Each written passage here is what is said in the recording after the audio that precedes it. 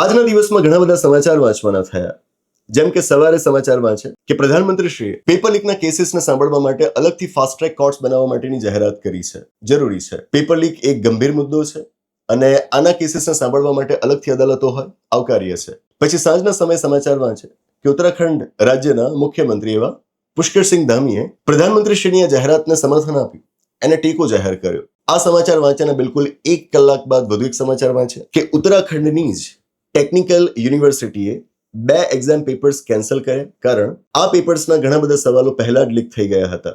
2024ના વર્ષમાં આપણી સંસદે પેપર લીકના મામલે કાયદો ઘડ્યો હતો, public examinations prevention of unfair means act 2024. આ કાયદાનું શું થયું? આ કાયદા હેઠળ કન્વિક્શન્સ કેટલા થયા? એનો કન્વિક્શન રેટ શું છે?